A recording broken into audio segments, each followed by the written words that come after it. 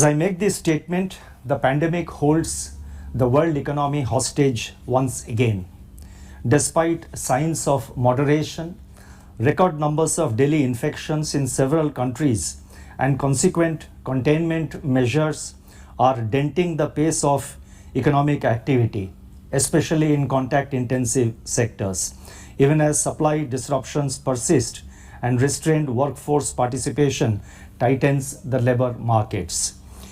With inflation at multi-decadal highs in a number of countries, the evolving macroeconomic environment is being rendered highly uncertain by divergent monetary policy actions and intentions by central banks across the world.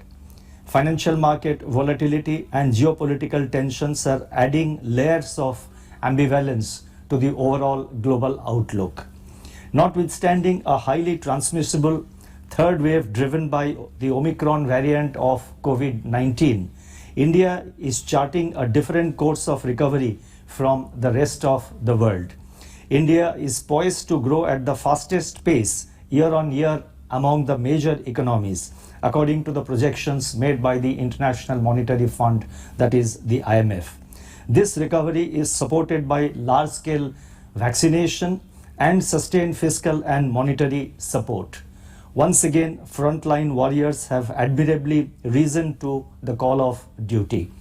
As we gain valuable experience from repeated waves of the pandemic, our response and our overall responses are also becoming nuanced and calibrated. Protecting life is paramount, and protecting livelihood is rising in the hierarchy of priorities.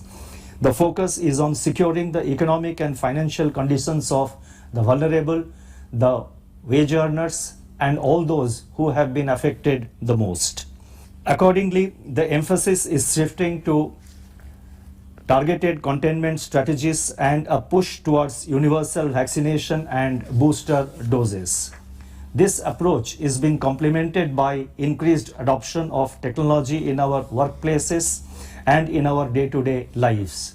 The effort is to limit the extent of disruptions to the economic activity.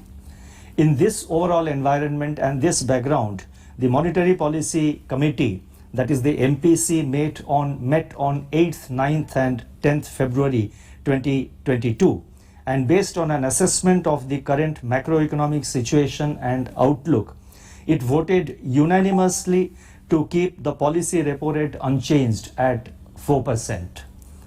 The MPC also decided by a majority of 5-1 to continue with the accommodative stance as long as necessary to revive and sustain growth on a durable basis and continue to mitigate the impact of COVID-19 on the economy, while ensuring that inflation remains within the target going forward. The Marginal Standing Facility, that is MSF rate, and bank rate remain unchanged at 4.25%. The reverse repo rate also remains unchanged at 3.35%. The MPC flagged the potential downside risks to economic activity from the highly contagious Omicron variant. Reassuringly, the symptoms have remained relatively mild and the pace of infections is moderating as quickly as it surged. There is, however, some loss of momentum in economic activity as reflected in high-frequency indicators such as purchasing managers' indices for both manufacturing and services, finished steel consumption, and sales of tractors, two-wheelers, and passenger vehicles. The demand for contact-intensive services is still muted. Going forward, positive impulses for quickening the pace of recovery emanate from buoyant Rabi prospects, robust export demand, accommodative monetary and liquidity conditions, improving credit offtake, and the continued push on capital expenditure and infrastructure in the Union Budget 22-23. The MPC also noted that consumer price inflation has edged higher since the last meeting, but largely along the anticipated lines.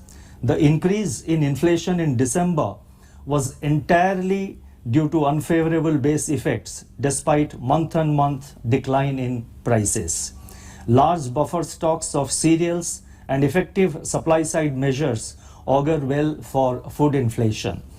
Core inflation remains elevated, but demand pull pressures are still muted. The renewed surge in international crude oil prices, however, needs to be closely monitored.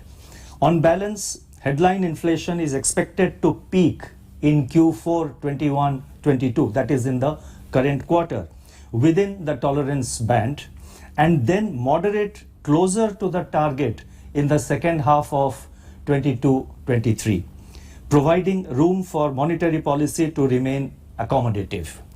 At the same time, output is just barely above its pre-pandemic level, while private consumption is still lagging.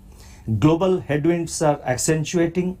Overall, taking into consideration the outlook for inflation and growth, in particular the comfort provided by the improving inflation outlook, the uncertainties related to Omicron and global spillovers, the MPC was of the view that continued policy support is warranted for a durable and broad-based recovery.